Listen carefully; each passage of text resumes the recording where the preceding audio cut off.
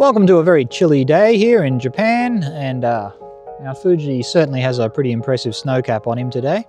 Pannier bags and cases are always a pretty hotly debated topic. The serious off-road guys always say you should get the soft ones because they're lighter and they're less dangerous in a crash, supposedly.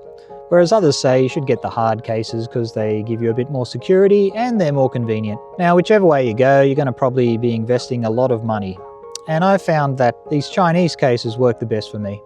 So anyway, today I'm going to take you through my experience putting them on the Transalp.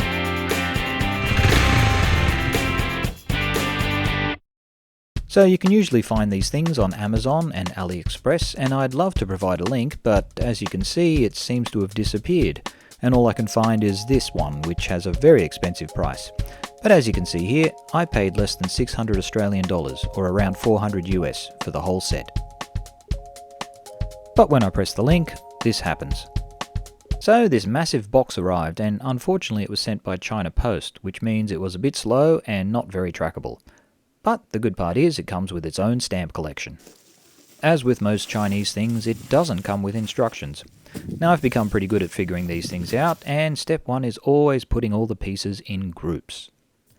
Just by putting the bracket up to the side of the bike, I can see that it's going to use the two holes on the carrier bracket, which are currently plugged, and also it needs a bracket on the pillion passenger footrest.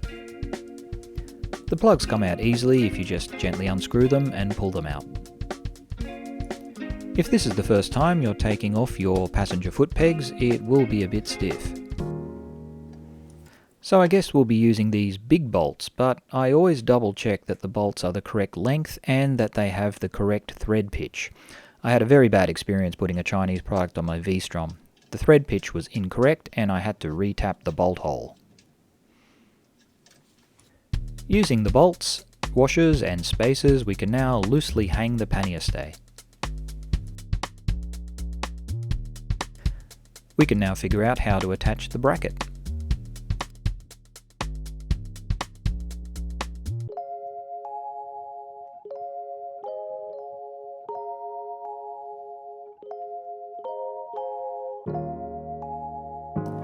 The bolt needs a lock nut on the back, which is a bit tricky to put on.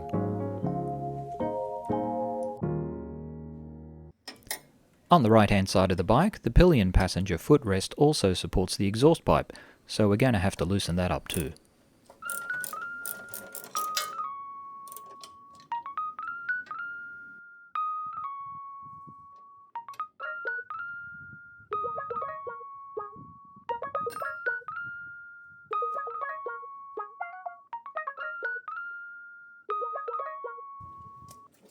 We can now torque the screws on the pillion passenger footrests to 38 Newton meters and the exhaust support to 20 Newton meters.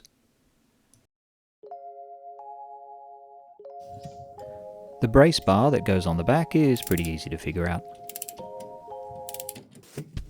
Right, time to get to work on these cases. So the cases have these slots on them, and they hook into these plastic parts which you're going to screw to the pannier stays.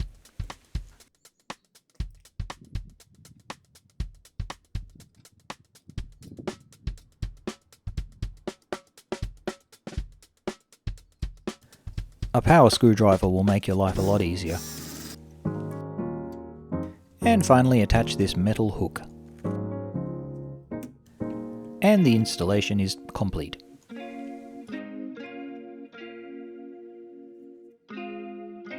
So maybe these panniers are what you're looking for, or maybe they aren't.